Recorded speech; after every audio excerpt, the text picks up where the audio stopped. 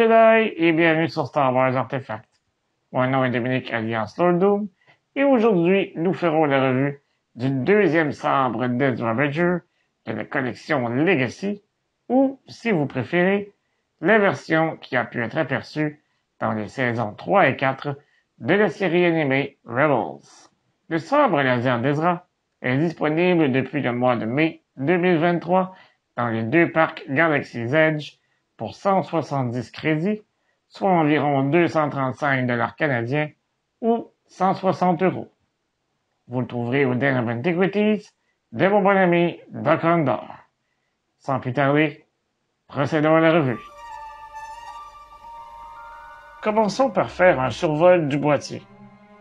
Comme pour tous les autres modèles standards de cette collection, le boîtier est fait d'un plastique gris très solide qui s'ouvre en avant en appuyant sur le bouton. Au centre de ce dernier, on y retrouve pour la toute première fois le logo de l'escadron Phoenix. L'arrière-plan vert nous indique que la lame sera de couleur verte. Une fois le boîtier ouvert, on peut y apercevoir le sabre sur le traditionnel tissu noir. Sous ce dernier, vous trouverez un second émetteur qui vous permettra d'insérer une lame. Nous en parlerons un peu plus tard. Avant d'aller plus loin, n'oubliez pas de vous abonner à la chaîne, de cliquer sur la petite cloche afin de recevoir des notifications et de liker la vidéo afin de nous permettre de poursuivre notre travail. Vous pouvez également nous suivre sur les principaux médias sociaux à SW Artefacts. En faisant de la sorte, vous courez la chance de gagner un de ces deux demi-bustes de la série Legends in Three Dimensions, offert par Gentle Giant. Si vous désirez écouter notre podcast, le Star Wars Artefact Show en rediffusion, vous pouvez le faire sur Spotify et Apple Podcasts. Tous les liens sont dans la description au bas de la vidéo. Regardons maintenant le sabre de plus près. Les détails sont réduits au minimum et son look semble industriel et utilitaire, ce qui convient parfaitement à un contrebandier et un hors-la-loi comme Ezra.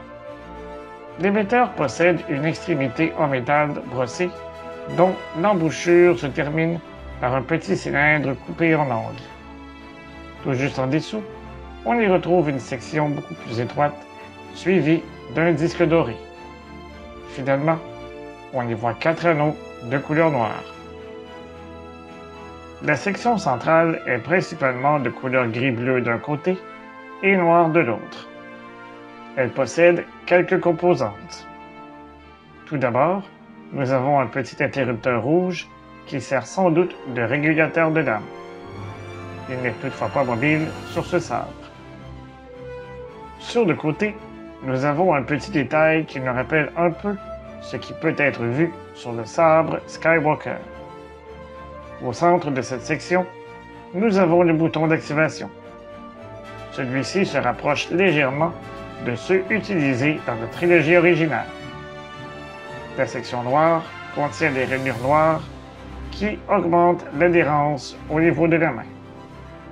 Le pommeau contient lui aussi une section noire lustrée qui s'agence bien avec celle qui la précède. Il se termine par une section argentée qui me rappelle un peu le sabre de Obi-Wan. Un anneau triangulaire est présent afin de pouvoir le fixer à la ceinture. Il faut dévisser cette portion pour accéder au compartiment pour les piles.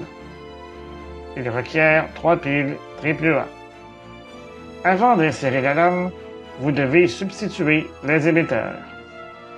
Il suffit de dévisser l'émetteur décoratif pour le remplacer par d'autres. Comme pour tous les sabres à cou étroit, son apparence en est affectée. Lorsqu'il est activé, on peut voir la lame verte s'illuminer. Une fois le sabre allumé, on entend les sons propres du sabre. Lorsqu'il entre en contact avec quelque chose, la lame émet un flash. Même s'il ne s'agit pas de mon sabre préféré, le sabre d'Ezra aura toujours une valeur sentimentale à mes yeux puisqu'il s'agit du tout premier sabre que j'ai acheté moi-même chez Doc Ondar. Il s'agissait alors de mon premier voyage au Blackspire Outpost sur bateau. Doc et moi en avons profité pour faire plus ample connaissance et conclure certaines ententes qui me permettront de vous présenter d'autres revues dans le futur. Et vous, que pensez-vous de ce sabre? Êtes-vous satisfait de son apparence? Dites-le moi dans les commentaires au bas de la vidéo. Si vous avez apprécié cette revue, vous pouvez peut-être nous offrir un merci ou Super Thanks afin de nous aider à vous présenter du nouveau contenu semaine après semaine. Je vous donne rendez-vous la semaine prochaine pour une autre revue. Et d'ici là, je vous dis à bientôt et que la force soit avec vous à tout jamais. Remember, the Force will be with you, always.